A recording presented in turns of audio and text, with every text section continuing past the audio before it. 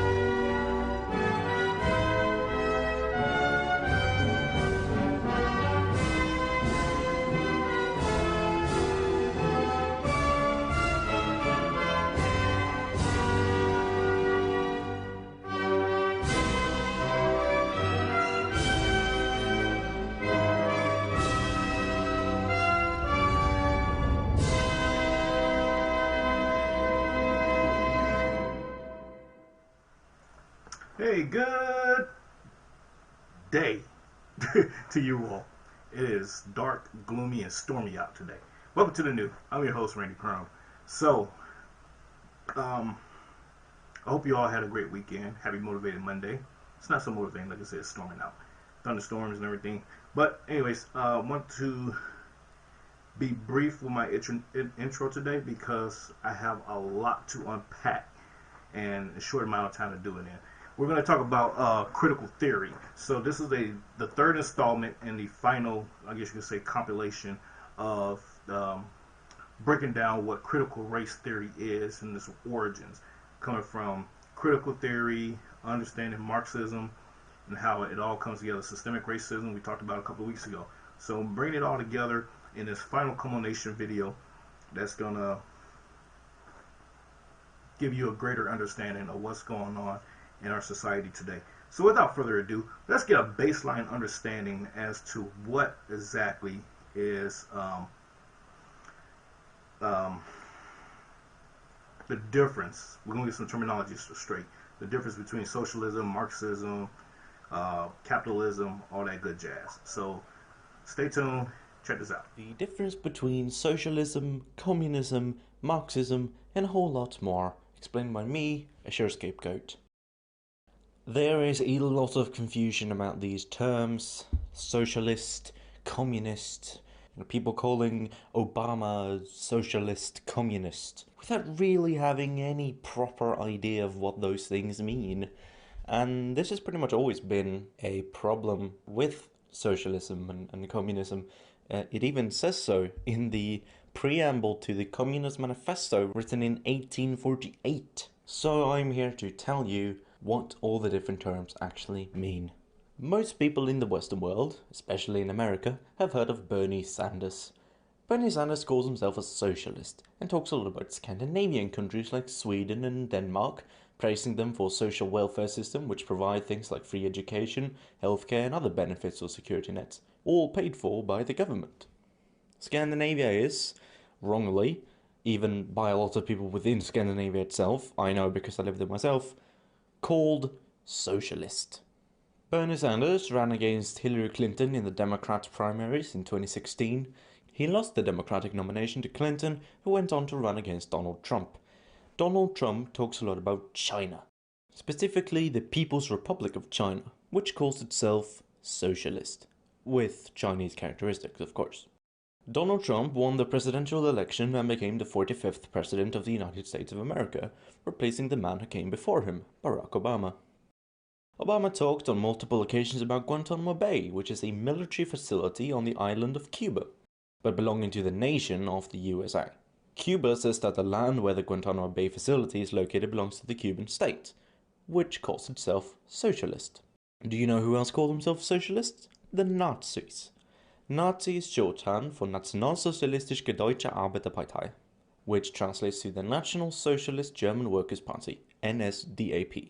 So what does Sweden, Bernie Sanders, China, Cuba and the Nazis have in common?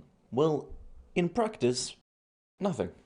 Sweden, not entirely unlike China, is a country with a mainly capitalistic free market system, but with some government intervention and social security paid for by the raising of taxes on those who earn more. Cuba is what many in the world would call communist, choosing not to rely on a private free market, but rather a public, planned economy where elected representatives make decisions about the economy that would otherwise be made by private business owners, like where to build new factories, what they should produce, what the wages should be, and so on.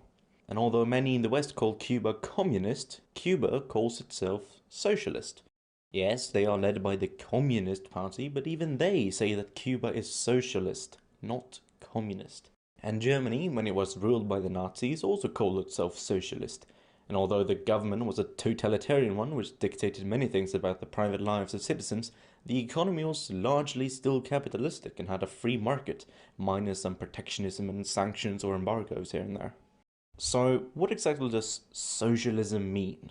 Well, long story short, it's a pretty vague term that could mean pretty much whatever you want it to mean.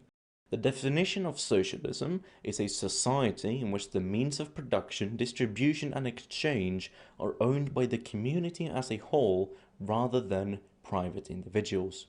Of the examples that I brought up, Scandinavia, Bernie Sanders, Cuba and the Nazis, the only one that really fits this definition is Cuba. Because the means of production, that is factories and other workplaces like farms for example, the means of distribution and the means of exchange are owned by the state, that is the community as a whole. And the state is democratic, as in run by the people that live in the nation. And so the people, indirectly through the democratic government, control the means of production, distribution and exchange. Sweden and Norway and Denmark own some of the means of production, some of the means of distribution and exchange, but I would say over 90% of the means of production in Scandinavia are privately owned, and so the community as a whole do not control the means of production, distribution or exchange in Scandinavia. And so Scandinavia is, for the most part and according to most definitions of socialism, not socialistic. They are capitalistic, following an ideology called social democracy, which I will talk about in a minute. So, I've given you the definition of socialism, or more accurately, I've given you the definition of a socialist society. Socialism, the ideology, is trying to achieve that kind of society. It's what's called an umbrella term, encompassing multiple other terms within it that branch away further. So let's create a nice little infographic thing, right? We have socialism on the left and then capitalism on the right. Simple enough. Under socialism we have communism. Now communism is an ideology that strives to establish communist society, which is stateless, moneyless and most importantly classless. Think Star Trek. The economics of the future is somewhat different. You see, money doesn't exist in the 24th century. No money? You mean you don't get paid? The acquisition of wealth is no longer the driving force in our lives. We work to better ourselves and the rest of humanity. Now, communist society should be distinguished from the Western concept of a communist state, the latter being a socialist state ruled by a communist party. For example, the Union of Soviet Socialist Republics, the USSR or the Soviet Union, was ruled by the Communist Party, but the Communist Party didn't say, oh, the USSR is communist. They said the USSR is socialist. Now, under communism, we have two other ideologies, anarchism and classical Marxism. I won't talk that much about anarchism in this video, that will be for another time, but essentially the difference between Marxism and anarchism is that classical Marxism believes in a transition between capitalism and communism called socialism, whereas anarchism seeks to establish communism directly after the overthrow of capitalism and not go through a transitionary period. That said, anarchists still count as socialists. Now, classical Marxism splits even further into orthodox Marxism and revisionist Marxism. I'm going to interject real quick. Under anarchism, think about Antifa and BLM. They fall under the anarchist model here that was just explained. I want to throw that out there. Orthodox Marxism is essentially a continuation of classical Marxism, but was developed after the death of Karl Marx. Karl Marx, obviously the founder of classical Marxism, left a lot of his work unfinished, and so orthodox Marxists sort of picked up the torch when Marx died and continued his work and continued expanding his theories.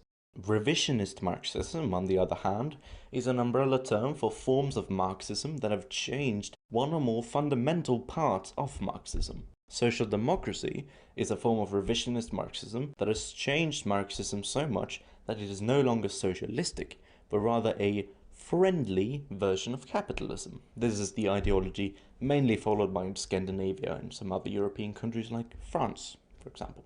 There's also democratic socialism, which is the term so vague that it could actually be either orthodox and communist, revisionist and communist, or revisionist and not communist. The definition of democratic socialism is an ideology which seeks to establish a society with a socialist mode of production alongside a democratic system, as opposed to the Soviet or Workers' Council system of Marxism-Leninism, which democratic socialists generally deem undemocratic. Now, some people will claim that democratic socialism means socialists who want to establish socialism through democratic means. But this is not necessarily the case.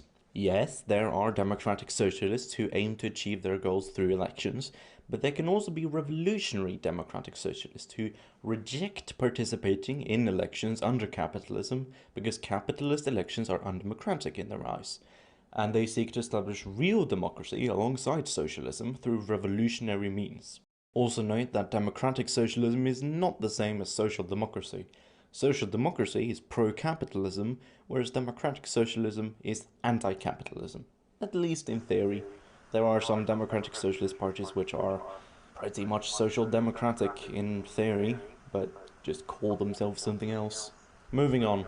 Under orthodox Marxism, we have even more tendencies like Luxemburgism, Leninism, Trotskyism, Maoism, and a whole lot more. These are actually not too different from each other, and so their differences are more complicated and take longer to explain, so I won't do that in this video, but perhaps some other time. Now then, let's recap. Socialism and capitalism are two different things. Socialism is anti-capitalistic, capitalism is anti-socialistic. All communists are socialists, but not all socialists are communists. Communists are either anarchist or Marxist, and some people have revised or changed Marxism into something barely even recognizable called social democracy, which has historical connections to socialism and socialist movements, but is not actually socialistic, even though it's often called so. Democratic socialism is different from social democracy because it's actually anti-capitalistic, which social democracy is not. Leninism, Trotskyism, Maoism, and so forth are all based on orthodox Marxism, which is a continuation of classical Marxism, because Marx died leaving a lot of his work unfinished, and so other people picked up the torch for him. Also, despite not agreeing on everything, anarchist and Marxist, at least orthodox Marxist, generally can get along and work together toward a common goal, which is communism. If you would like to learn more about socialism and how it works or how it could work. Okay, get the point there. So we're on a baseline now, understanding the difference between socialism, Marxism, communism, and capitalism. Now, we're gonna go ahead and jump right into what is critical theory. And this is, like I said, this is the bridge, the framework to critical race theory. So now that we got now we got the baseline understanding of the terminologies there that's being utilized and thrown around, and including the organization of Antifa and Black Lives Matter under the Marxist and the anarchist Marxist construct. So let's go into critical theory now. You're in a conversation and someone says, critical theory helps identify and end oppression. So anyone who cares about putting a stop to oppression should support critical theory. What would you say? Critical theory is the idea that any human society can be divided into two groups: those who have power and those who don't. According to critical theory, those who have power always oppress those who don't. Therefore, any institution, relationship, and belief system established by those in power is best understood as a tool of oppression. The categories of oppressor and oppressed can further be divided into smaller categories based on things like race, gender, religion, immigration status, income, sexual orientation, and gender identity. Whether you are an oppressor or one of the oppressed is determined by your group identity. As a result, almost everything, including institutions like police, government, religion, and the family, are tools used by some to oppress those in other groups. Although all of us should care about ending unjust oppression, critical theory is not helpful in doing this, and here are 4 reasons why. First, power and oppression does not explain everything. Critical theory says that power is the best way to understand everything. But is that true? Some relationships have a clear hierarchy, like employers and employees, or teachers and students. Some institutions, like governments and the police, also represent power. But power dynamics are not the best way to understand everything. Relationships, like parenting and marriage, are best understood in terms of love and respect, not power. While everything is capable of corruption, institutions like hospitals are not best understood as tools of oppression either. Things like mathematics, science, and even theology should be analyzed in terms of truth, not power. Assuming that every institution or field of study is a tool of oppression denies us the opportunity to learn what they have to teach us. Oppression exists, but reality is not that one-dimensional. There is malice, but there is also love. Exploitation is real, but so is charity. Viewing everything as a tool of oppression misrepresents the world as it is. Which leads to the second point. Power and privilege are relative concepts. In critical theory, things like race, sexual orientation, and gender determine whether we are part of the oppressed or one of the oppressors. While we are all unique, characteristics that may be an asset in one context could be a liability in another. For example, what makes you privileged in New York City may make you oppressed in Iran. Individuals who are privileged in a meeting of the Southern Baptist Convention may be oppressed across the street at a gathering of the Human Rights Campaign.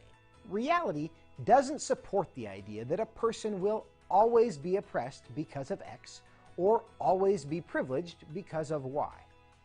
In the same way, the idea that all women, all Chinese people, or all Muslims have the same experience just isn't true, which leads to the third point. Lived experience is not an infallible guide to truth. Critical theory argues that the lived experience of oppressed groups gives them unique insights into truth that should not be challenged. While everyone deserves to be heard, no one should be above critique because we are all capable of being wrong. Does an allergic reaction to vaccines mean I have an unchallengeable access to truth about vaccine safety? Does a religious experience give rise to an unchallengeable claim to truth about religion? Every parent understands that it is very possible to feel oppressed without actually being oppressed. Our experiences are important, but they are not all that's important. In a broken world, experience leads us away from truth as often as it leads us to it. Our experiences should be understood, but one reason life is best lived in community is that we are all capable of misunderstanding our experiences. Parents, friends, counselors, teachers, and pastors can share perspectives that may not be obvious to us. What critical theory calls oppression, others might call wisdom. Which leads to the fourth point. Critical theory is self-defeating because it ignores the power dynamics it creates. Critical theory claims that when one group gains dominance over another, it should be overthrown. In some places, however, critical theory has the power. Therefore, by its own rules, in places like public universities, critical theory should be overthrown by those it silences and oppresses, who, coincidentally, happen to be the same people critical theory overthrew to begin with. Effectively, critical theory calls for endless revolution and discontent in the name of preventing anyone from ever having power. Though the abuse of power is undeniably bad, social order is undeniably good. Critical theory confuses influence for power. We don't hate influence or even power. We hate it whenever influence and power are used in the wrong ways. Instead of revolting against everything that has influence, we should see to it that cultural influences are used on behalf of what is good, true, and beautiful. Critical theory identifies a real problem, but gives us nothing to aspire to. We don't want to be mad at each other all the time. We want to understand how a world full of people who are different can live together cooperatively. That certainly requires us to understand how power dynamics work, but it requires us to understand many other things as well. So next time someone tells you that decent people should embrace critical theory because critical theory opposes oppression, remember these 4 things. Power and oppression does not explain everything. Power is real and oppression exists, but so does love, kindness, respect, and charity. And sometimes they're a better explanation for what we see. Power and privilege are relative concepts. Your privilege may not extend to the next room, much less the next country. Lived experience is not an infallible guide to truth. We all have unique experiences and we all deserve to be understood. But our experiences don't make us right, and none of us is above critique. Critical theory is self-defeating because it ignores the power dynamics it creates. Once the oppressed take power from the oppressors, that makes them the oppressors. And then we start all over again. What sense does that make? For What Would You Say? I'm Joseph Backholm. All right, so we now got another baseline understanding of how the framework of critical theory works in relation to Marxism and its framework. Now, when we think about Marxism, we're thinking about proletariat, bourgeoisie, and then we shift over to critical theory, talking about oppressed and oppressors. These are the same dynamics, ladies and gentlemen, and that's why when you see the unfolding of critical race theory, it is a derivative of both Marxism and critical theory, just repackaged to emphasize more so on race relations versus classism. So now we're going to go into looking at unpacking the framework and the theoretical understanding of critical theory from its origins. What is critical theory? This video discussion briefly sketches the meaning, origin, development, and key concepts in critical theory, the Frankfurt School tradition. It begins with a brief discussion on the founding of the Institute for Social Research in Frankfurt, Germany. As is well known, critical theory, the Frankfurt School tradition, can be traced its origin back to the Institute for Social Research. And then, this will proceed to the discussion on the meaning and key concepts of critical theory. Philo notes us to acknowledge the fact, however, that the concepts discussed here were taken mostly from Professor Jean-Philippe Duranty's paper titled Critical Theory. In fact, at times Philo notes borrowed Duranty's lines, and this is because this lecture is intended primarily as notes, that is, as a learning material for those who study critical theory, and the manuscript is not an academic paper intended for scholarly publication. Professor Duranty is a faculty member of the Department of Philosophy at Macquarie University in Sydney, Australia. He is one of the leading figures in critical theory today. Now, as already mentioned, critical theory, the Frankfurt School tradition, can be traced its origins back to the Institute for Social Research. Because of its location, which is also its current one, the institute is also referred to as the Frankfurt School. Founded by Felix Weil, the institute was officially established on the 3rd of February 1923, but it was conceptualized by Weil in 1922 by a decree of the Education Ministry. Felix Weil's father, Hermann, provided the initial annual funding of 120,000 marks, or 30,000 US dollars.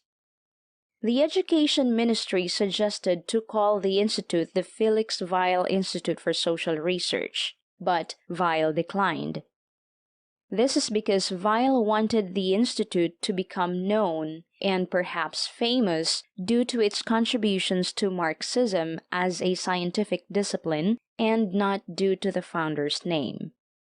Speaking of contributions to Marxism as a scientific discipline, it's important to note that at the core of the Institute's program is the revitalization of Marxism through a re-examination of the very foundations of Marxist theory, with a dual purpose of explaining past errors and preparing for future action.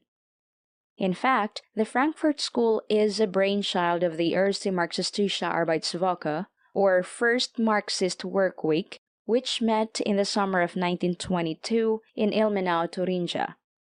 The purpose of this meeting, according to Weil, was the hope that the different trends in Marxism, if afforded an opportunity of talking it out together, could arrive at a true or pure Marxism. Now, it is important to note, as we can already sense, that the Frankfurt School critical theorists, especially the early members, were devout Marxists. And because of the supposed failure of the Marxist revolutionaries to overthrow the capitalist order during the first quarter of the 20th century, as well as the rise of the Soviet Marxism, which gradually developed into Stalinism, the Frankfurt School critical theorists attempted to revitalize Marxism, or to speak very simply, to purge Marxism of the misconceptions and distortions that had shrouded Marxist scholarship during this time.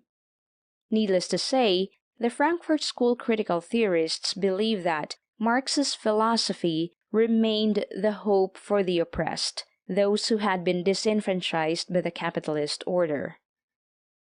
A Zweite Marxistische Arbeitswoche, or a second Marxist work week, was proposed but did not materialize because a more ambitious alternative took its place, that is, the founding of the Institute. It is interesting to note that Weil refused to habilitate himself and become a privat docent, or to consider the possibility of further academic advancement, which will lead to the directorship of the Institute, because people may think that he bought the Finia Legendi, or later the chair. As we already know, holding a chair, or chair professor, as a governmentally salaried full professor at the Goethe University Frankfurt, or Frankfurt University, is a requirement for the directorship of the Institute. Now here are the early leaders of the Institute. Kurt Albert Gerlach was the first director of the Institute. He was described by his friend Friedrich Pollack as a non-party socialist. Karl Grunberg was the second director of the Institute, who was an avowed Marxist. Grunberg was an Austrian and professor of law and political science at the University of Vienna. Interestingly, Grunberg was also the first avowed Marxist who held a chair professor at a German university. Max Horkheimer became the director of the Institute in July 1930, but officially installed in January 1931.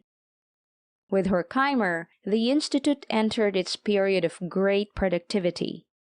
And with the leadership of Horkheimer, the Institute has assumed a new direction, that is, from an attempt to revitalize and re-examine Marxism to an attempt to critique and change the pathological society as a whole. With this, critical theory was born. And so, what is critical theory? The term critical theory first appeared in Max Horkheimer's famous article titled Traditional and Critical Theory, published in 1937. According to Durante, this article acts like a Bible for critical theory. In this article, Horkheimer identified the distinctive parameters that characterize the collaborative research program of the Institute. On the one hand, according to Horkheimer, traditional theory refers to the positivistic and idealistic conception of theoretical inquiry. In other words, traditional theory treats theory as being independent of concrete social and historical realities. It is important to note that in positivism, especially logical positivism, every rationally justifiable assertion can be scientifically verified or is capable of logical proof. In fact, the positivistic and idealistic conceptions of theory have the tendency to naturalize the phenomenon studied, for example, laws and facts. Thus, in traditional theory, according to Horkheimer, laws and facts are interpreted as though they are not strongly influenced by the general social condition in which these laws and facts are found. On the other hand, critical theory is critical not in the Kantian sense, that is, a critique of reason's power by reason alone, but in the sense of Marx's critique of the political economy. In Kant's transcendental idealism, we learn that critique means examining and establishing the limits of the validity of knowledge. Kant's critique of reason involved the critique of dogmatic theology and metaphysics, and is intertwined with the enhancement of ethical autonomy and the Enlightenment's critique of superstition and irrational authority. But critical theory stems from a Marxist inspiration. Marx uses the term critical in his famous work Capital, or Das Kapital, subtitled A Critique of Political Economy, as a way to demonstrate why and in what sense capitalism is suspect. In other words, Marx uses the term critical both to demonstrate the origins of political economy in order to expose its limitations, and to supply a better explanation of the nature and dynamics of capitalism. Thus, being critical necessarily implies being dialectic. Thus, next to Marx, according to Durante, Hegel is the second reference for critical theory. Given that the critical theory is founded on concrete social realities, that is to say, that the critical theorists need to understand the society in great details, then the critical theorists of society must follow the examples of great sociologists, like Emil Durkheim and Max Weber, and study social facts and laws. But they must do so in a dialectic fashion. That is, first, critical theorists of society must highlight in what way these social facts and laws combined to form an unjust and inhumane society, and in what way social life, as it were, contradicts itself. And second, critical theorists must pinpoint forces in the social world, or agents of social transformation, that can carry the promise of emancipation. Now, according to Durante, we can derive two fundamental implications from this vision of the dialectic nature of a critical theory of society. Durante believes that these two implications are the two features which, when taken together, demarcate critical theory from other forms of social and political theory. In fact, according to Durante, they serve as the litmus test in deciding whether a contemporary social theory can be called critical theory, of course, the Frankfurt School tradition. Now, the first implication, according to Durante, concerns methodology. Critical theory's methodology is dialectic because it envisages a substantial link between theory, or philosophy for Adorno, and empirical social and human sciences, especially sociology, political science, economics, and psychology. Here, theory provides the general conceptual grammar that can unite the diverse descriptions borrowed from the social sciences. In fact, throughout the generations of critical theory, this relationship between philosophy and empirical science remains one of mutual correction and enrichment. Thus, such a conceptual framework or theory is not constructed a priori, but is informed by the most relevant human and social sciences. Reciprocally, the empirical information or praxis receives a new systematic meaning by being integrated and unified in a framework that it cannot independently establish.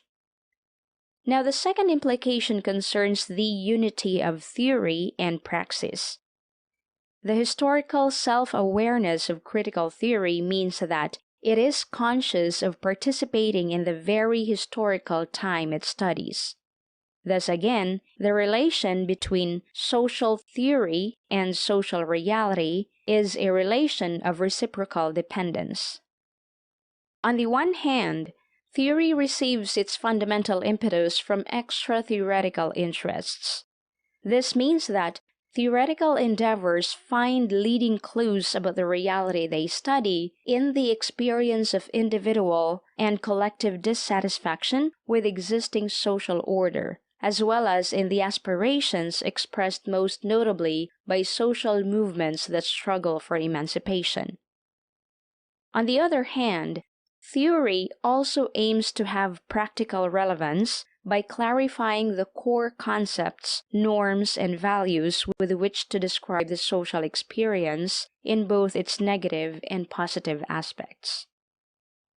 Lastly, the Frankfurt School had already spanned 3 generations since its inception, and some of the most notable members of the first generation are Max Horkheimer, Theodor Adorno, Herbert Marcuse, and Walter Benjamin, while Jürgen Habermas and Axel Honneth represented the second and third generations respectively.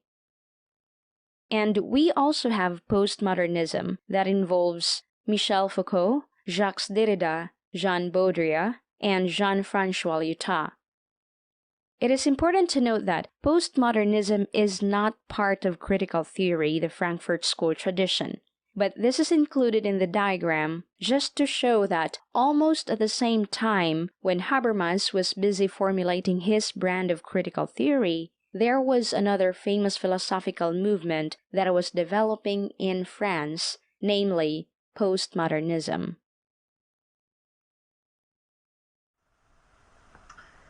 All right, some heavy stuff, I know, but it's important because if we're going to take the fight to try to ban or shoot down critical race theory, we have to understand what it is exactly, the origins of it, and everything else, in order to have an intelligent, articulate conversation about it with proponents of critical race theory. And so, with that, we're going to take a short break because there's a funny clip I want to show. And when we come back, we're going to close this out with Marxism. Now we need to go to community by community, neighborhood by neighborhood, and oftentimes door to door, literally knocking on doors, to get help to the remaining people protected from the virus.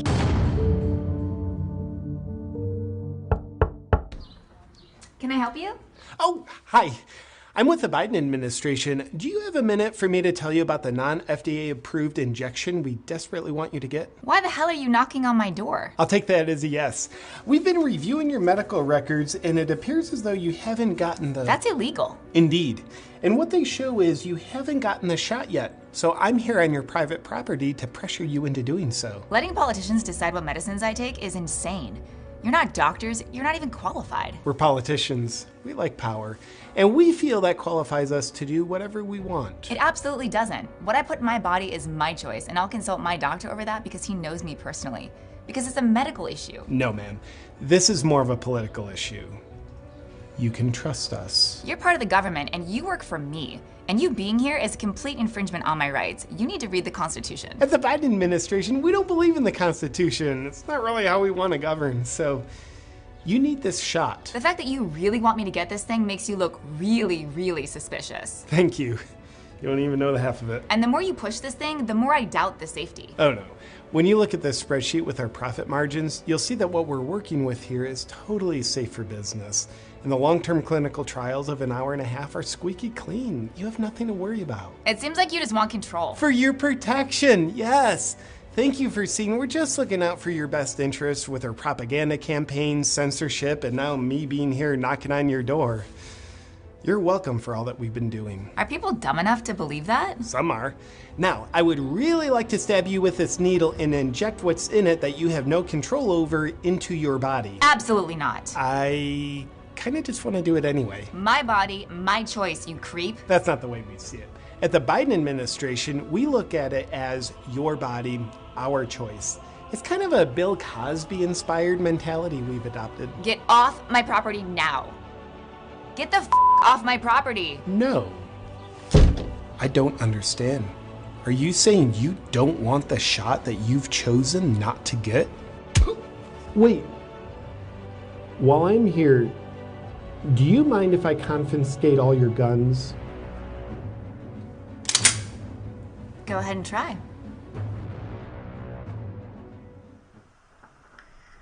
Ladies and gentlemen, this is what our society has devolved to. And I hope, I sincerely hope that if, in fact, people do go door to door asking about these vaccines, that this scenario does not unfold, because that would be just totally senseless. Just close the door, don't answer it or whatever.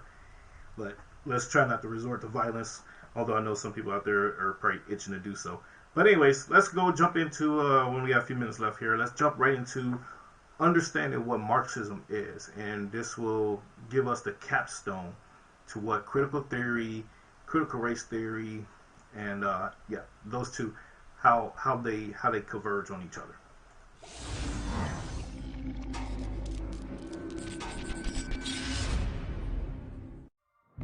Since the dawn of Marxism, bourgeois political economy tried to portray it as some closed and harmful sect.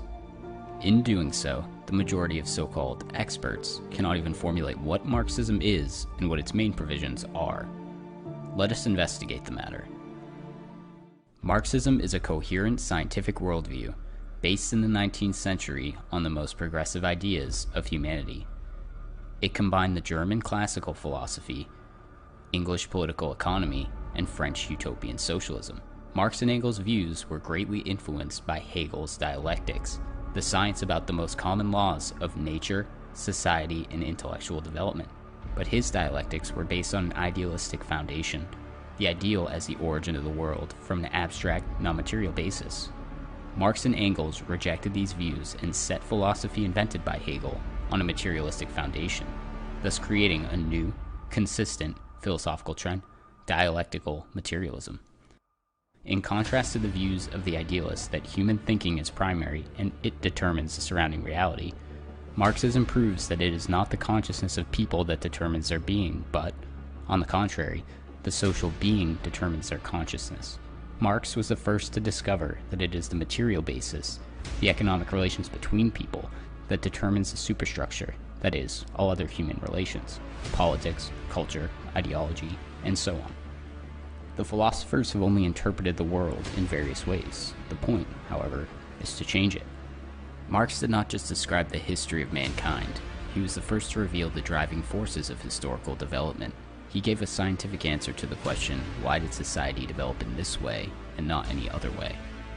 Since the economic system is the basis of society, out of which its political superstructure rises, Marx began to spend a lot of time studying this basis. His main work, Capital, is devoted to the study of the modern capitalist system. First of all, he substantiated and consistently developed the labor theory of value, originally discovered by English economists Adam Smith and David Ricardo. Marx showed that the cost of any product is determined by the amount of socially necessary labor time for its production. Where bourgeois economists saw the relationship of things, Marx revealed relations between people. From the very beginning of commodity economy, Marx traced the development of capitalism to its highest form, to large-scale industrial production. A hired worker sells his labor power to enterprise owners. He spends one part of his workday to cover the cost of supporting himself and his family. The rest of the time, he He works, creating surplus value, the source of wealth for the capitalist class. The doctrine of surplus value is the cornerstone of Marx's economic theory. Having studied the essence of the economic basis of society, Marx did not stop at a simple description of the current situation. He was able to predict the further course of social development, to describe the socio-economic formation that will replace capitalism. Communism, whose first phase is socialism. Socialism as an idea arose in response to capitalist slavery. Many thinkers before Marx and Engels envisioned various forms of future society, but their socialism was utopian, was a simple fantasy of a happy future, not being based on a scientific understanding of the processes of social development. Marx substantiated why capitalism will be replaced with socialism, how this transition will take place, and on what foundations the new society will be based. Analyzing the history of mankind, Marx determined that the driving force of social development is class struggle. Without the victory of the bourgeoisie over the landed aristocracy, the transition from feudalism to capitalism would be impossible. Similarly, without the victory of the working class over the capitalists, transition from capitalism to socialism is impossible. This is the main point of Karl Marx's teachings on the class struggle. Marx was not the first to open the division of society into classes. He showed the class struggle as a prime mover of events, revealed the insoluble contradictions of the feudal, slave, and capitalist formations, and proved that this struggle would end in establishing a classless society, the path to which lies to the dictatorship of the proletariat. Later, one of the best pupils of Marx and Engels, Vladimir Lenin, developed Marxism further, applying it to the new conditions of capitalism, developing a new theory and tactics of the class struggle of the proletariat. Armed with Marxist-Leninist theory, the working class poses the main threat to the capitalists, since it seeks to completely destroy private ownership of the means of production, the basis of the bourgeois existence. This is why capitalist propaganda hypocritically inflates every mistake made on the road to building socialism to incredible proportions and declares it to be an objective shortcoming of communist ideas, at the same time downplaying how much harm capitalism has caused humanity and its contradictions. Right now, billions of people are suffering the consequences of the capitalist system. They are exploited and oppressed, suffer from hunger, poverty, and poor ecology, are the victims of countless military conflicts, do not have access to quality medicine and education, and do not have their own housing and access to clean water. Bourgeois propagandists say that Marxism is outdated, but right now, outside the window is the same capitalism, albeit in a slightly modified form, with all its inherent properties and contradictions. Therefore, Marx and his ideas remain relevant. The Marxist method of cognition and the Marxist method of transforming society remain relevant.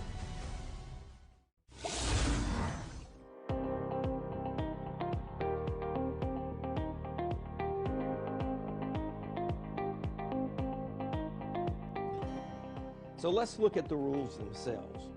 Rule number 1, power is not what you have, but what your enemy thinks you have. If you can fool your adversaries, whether that's in a legislative battle, whether it's a threat of a boycott, no matter what sort of action you're taking, if you imply power and resources, you may fool your enemy into thinking you have more power, more organizational ability than you have. And that can be very powerful in and of itself. Rule number 2, never go outside the experience of your people.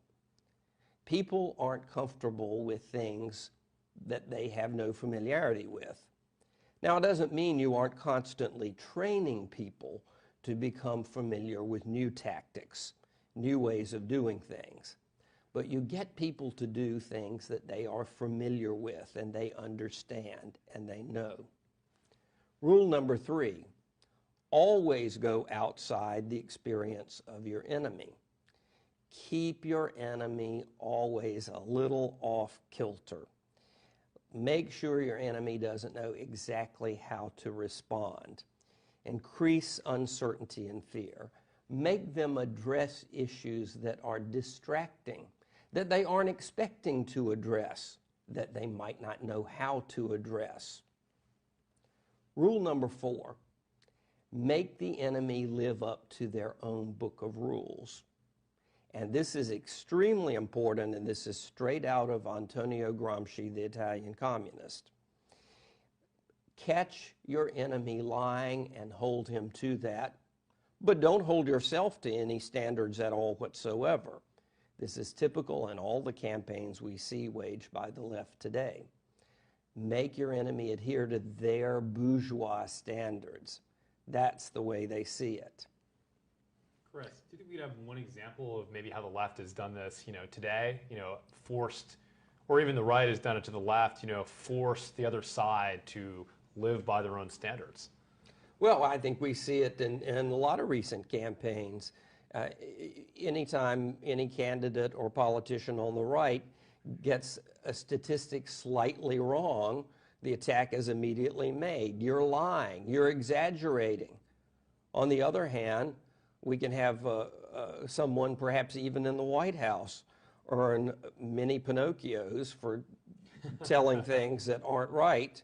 And, oh, he was just making a misstatement. Yeah. They make excuses. So this is typical. Rule number 5, ridicule is man's most potent weapon. If you can turn your enemy into an object of ridicule, there's almost no defense for that. And for any of you who followed the presidential campaign in 2012, you may know what they did to Rick Santorum's name. And that was absolutely potent. It took millions of people on the left working together to make that happen. But when you can make someone a joke, make them a ridiculous figure, that is devastating. Number 6, a good tactic is one your people enjoy. Well, duh, of course.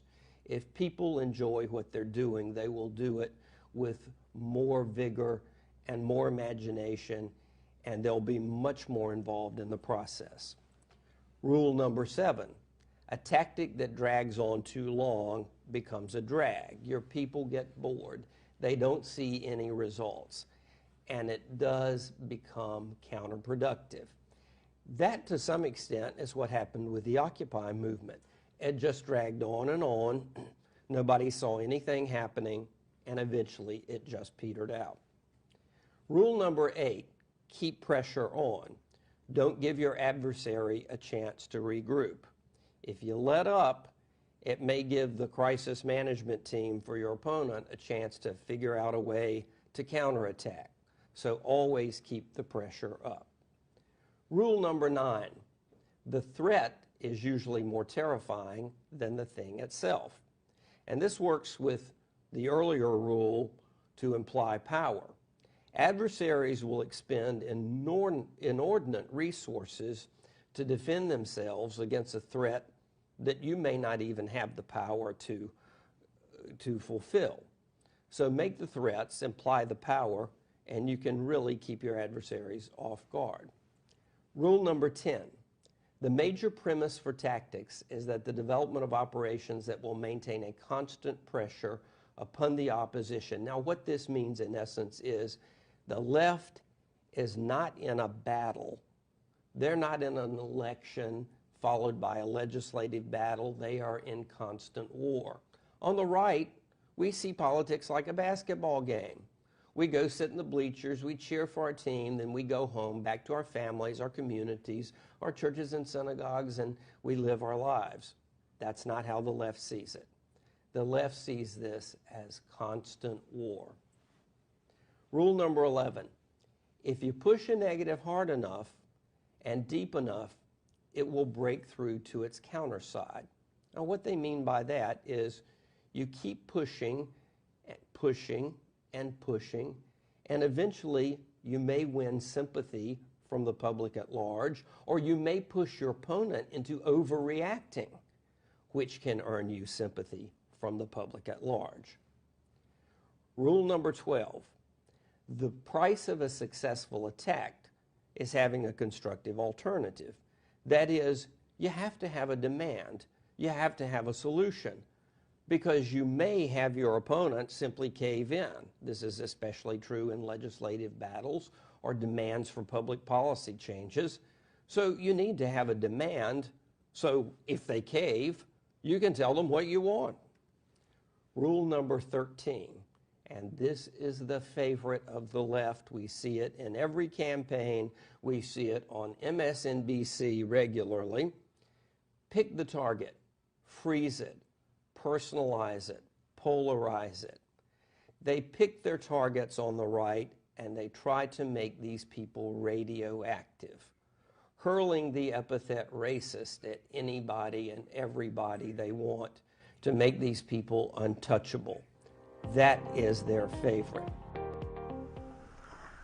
Number 13 is actually cancel culture. So, folks, what you just saw was a layout of Rules for Radicals, which was written by Saul Alinsky, who was a kind of like a devout Marxist himself, and he was building or laying out the blueprint for community organizers on how to disrupt the political and economic atmosphere of their opponents. So I highly encourage you to check out the book or watch the documentary. It's pretty good. It's an eye-opener, definitely, no doubt. It's definitely an eye-opener. You kind of like, wow, these people just sit around and just think of this stuff. Okay, but Barack Obama praised Saul Alinsky, because he himself had a background of being a community organizer. So there's a lot going on. So today we unpacked a lot of stuff, and I know you're probably gonna go back and say, you know what, I gotta watch this all over again to really digest what was discussed here, and that's perfectly fine. I highly encourage you to do that, and I highly encourage that you share this with your friends so they understand that when we're pushing back against critical race theory, that we understand the framework, the theoretical foundation of critical race theory, how it ties to critical theory, how it ties to Marxism, and what have you. And then we have to look at, the construct, the social constructs that they're trying to break down between oppressed and oppressor under the CRT apparatus, and then you look at the bourgeoisie versus the proletariat. Proletariats are your working class people, they're kind of like low the total pole, so to speak, but not really. And then you have your middle class, which is the bourgeoisie. I always have trouble saying that word. Bourgeoisie class, your middle class or your upper class. That's living a lifestyle, have property and everything else. These are all things. These dialectics go all the way back to Plato, to the time of Plato's Republic, and the conversation between Socrates and Adamantus about how we should develop a community and society to where people don't have property. Those that are super smart, based on their intelligence and everything else, they should be the ruling class. And then you have your warriors that are going out, doing the skirmishes, protecting the community and everything else. And you have your middle class that kind of just do the day-to-day work and keep everything stable. So these things are nothing new, ladies and gentlemen. This goes all the way back to, I think Plato was written, the Republic was written in, if my memory serves me correctly, you can just look it up. This I think it was like 415 or 475 BC. So like I said, this is nothing new. But folks, that's all the time I have today with you all. Like I said, I hope you truly learned something, and go forth and do great things. You can catch me on Twitter, MeWe, Gab, LinkedIn, Instagram, Facebook at RPURHAM, at RPURHAM. Come follow, connect. Love to have you. You can donate to my campaign, my congressional campaign. It's right there. RPURHAMforUS.com. And you can see me. I will be back, I believe, Friday. I think I'll be back. I guess there's stuff going on. I'm not sure. But anyways, thank you all for tuning in once again. And we will see you all when we see you. Take care. God bless. Have a phenomenal week. And be safe out there.